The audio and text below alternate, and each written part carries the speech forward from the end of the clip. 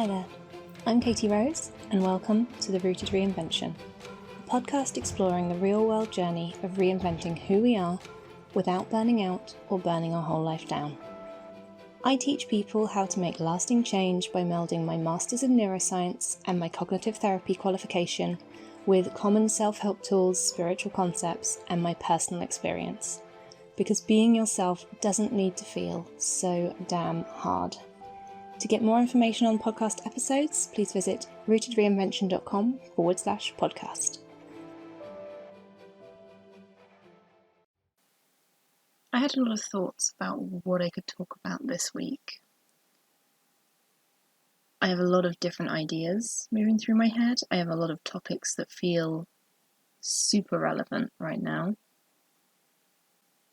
It's also my birthday this week, which may sound like an odd comment to make, but that has me reflecting a lot on how my life is going, the reinventions I've done, how rooted I'm feeling.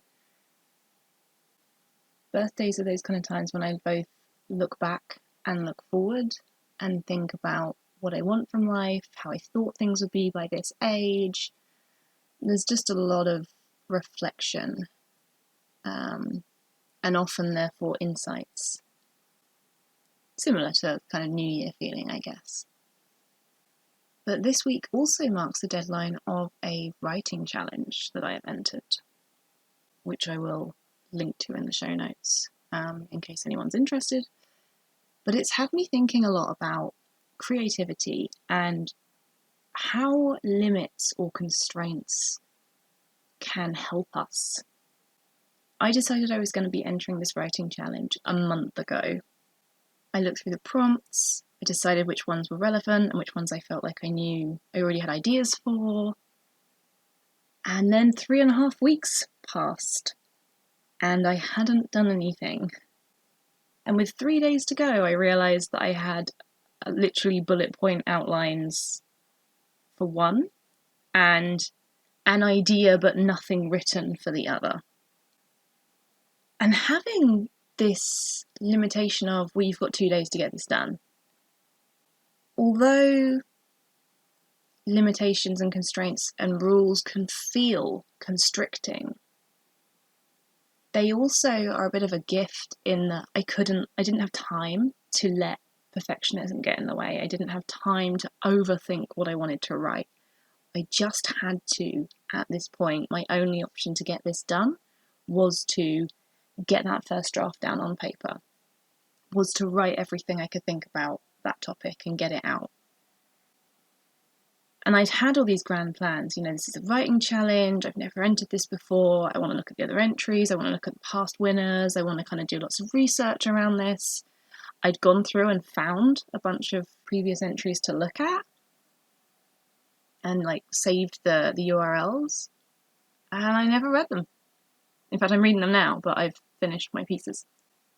And I'm naturally someone who likes rules. I like knowing where boundaries are. And this is something that comes from working in family support. Actually, when we know that this is a rule that we're going to break and we make that decision fully understanding the consequences, it's much better for us and our well-being than if we feel completely unknown. If we don't know what the rules are and suddenly we get told off for doing something as a kid and we didn't know it was wrong, we can feel completely uncontained and lost, and what other rules don't I know about? And it feels really uncomfortable.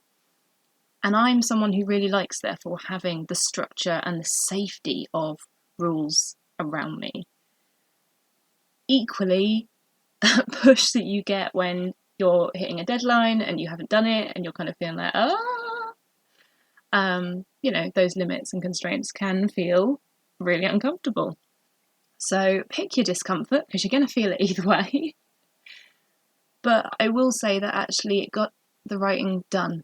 And particularly this year, I've been struggling with finding my voice, with letting out my inner wild, with trying to balance who I am with who I want to be, with the kind of reinvention theme underneath things.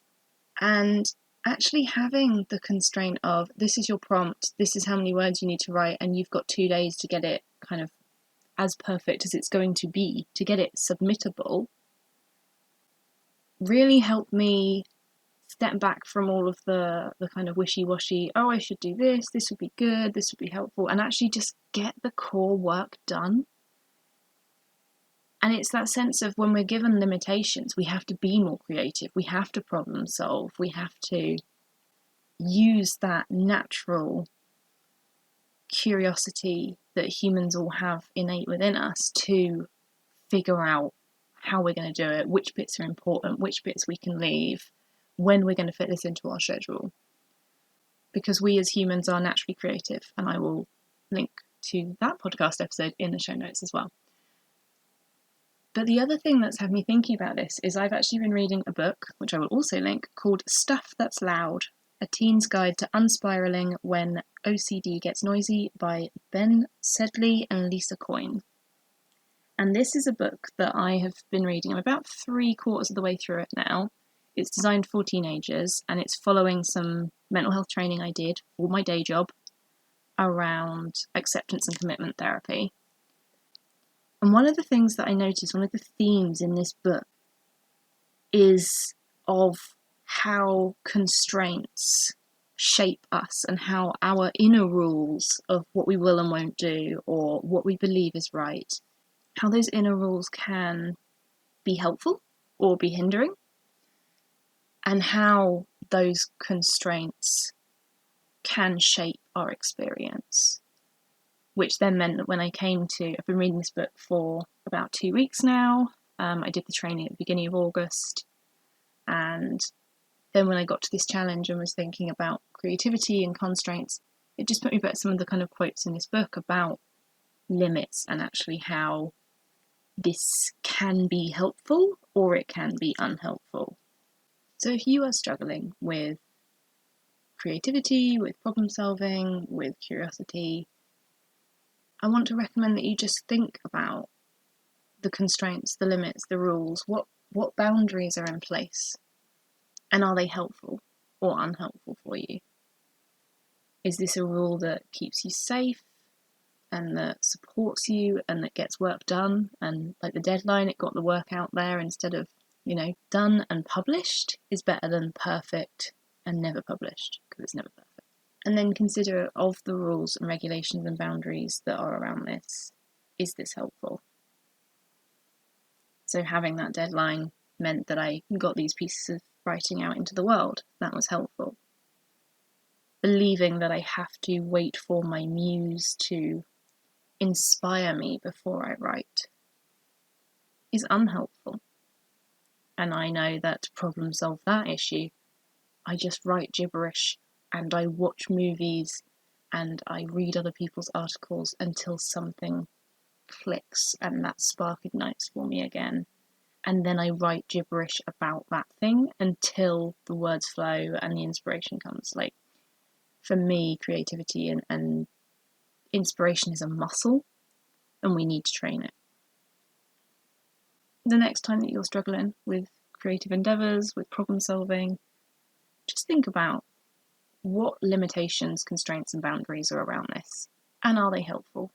And if they're not helpful, maybe consider, what if I didn't believe that? What if I problem solved that? What if I got rid of that boundary? Then what would things look like for my creativity, for this problem, for this curiosity, for my life?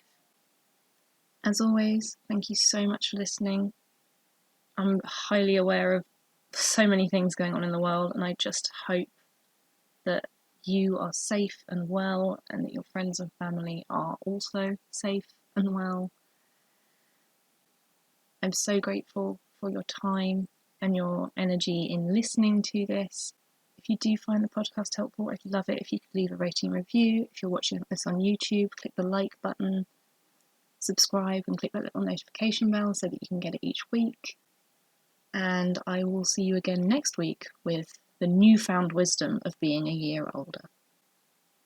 Take care of yourselves, and I'll speak to you then. Bye. Thanks for listening, and as always, you can find out more at rootedreinvention.com. Take care, remember you are more capable than you often realise, and I'll see you next time. Bye.